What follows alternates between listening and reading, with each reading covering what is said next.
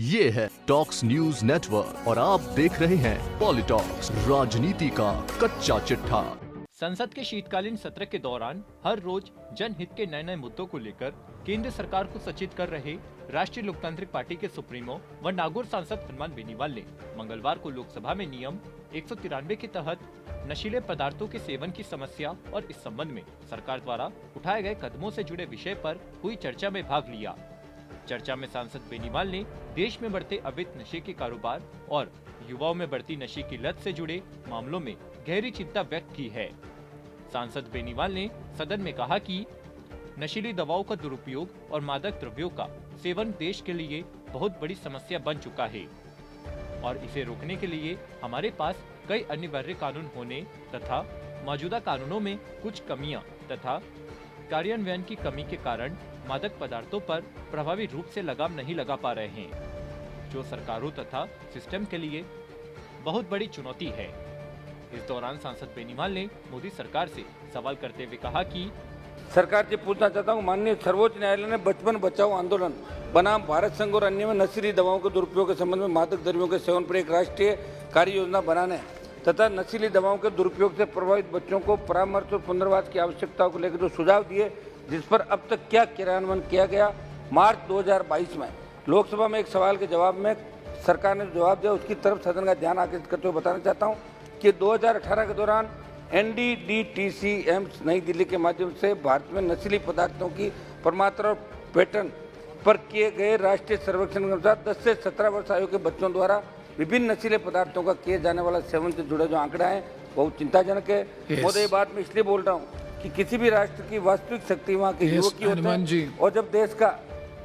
इसके साथ ही हनुमान बेनीवाल ने राजस्थान के हनुमानगढ़ में नशे की लत के आदि युवा और पालम तथा त्रिपुरा राज्य के नशे के आदि युवा द्वारा उसके परिवार की हत्या कर देने से जुड़े मामलों का उदाहरण देते हुए सदन में कहा कि इसी प्रकार त्रिपुरा में एक नाबालिग ने अपने परिवार की हत्या कर दी। इसी प्रकार राजस्थान के हनुमानगढ़ जिले के गांव फेपाड़ा में नशे की लत ने पूरे परिवार को लील लिया, क्योंकि नशे का आदि युवकों को घर वालों ने नशा मुक्ति केंद्र भेजा तो वहां से वापस आकर इस बात से नाराज होकर माँ बाप और छोटे भाई की हत्या कर दी और छीना झपटी डकैती और चोरी की बढ़ती वारदातें भी नशे के आदि लोग करते देश के लिए चिंता का विषय।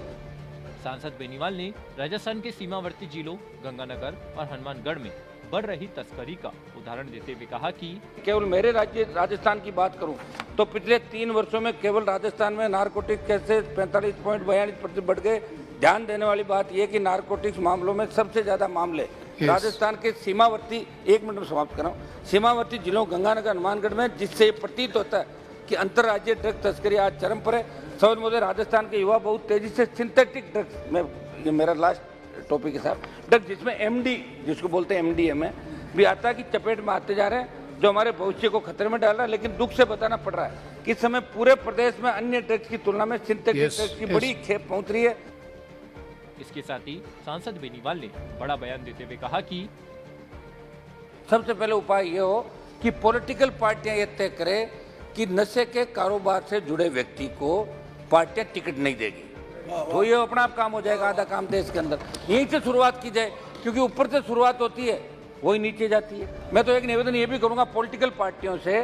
कि नशे के कारोबारी, चाहे वो शराब के कारोबारी हो, शराब माफिया, चाहे आपका ड्रग्स माफिया हो, चाहे बजरी माफिया हो, ऐसे लोगों को टिकट ही मत दो आप। जब ऐसे लोग सत्ता के अंदर आ जाएंगे तो निश्चित रूप से जो आदमी जैसा धंधा करके आगे बढ़ता है वो वैसा ही काम करता है। ये पॉलिटिकल पार्टियों को भी देश के हित में ये बातें सोचनी चाहिए कि ऐसे लोगों को राजनीति में नहीं आने चाहिए। राजस्थान के अंदर तो अभी मंत्रिमंडल से लेकर कोई नाराज हो जाएंगे हमारे कांग्रेस वाले,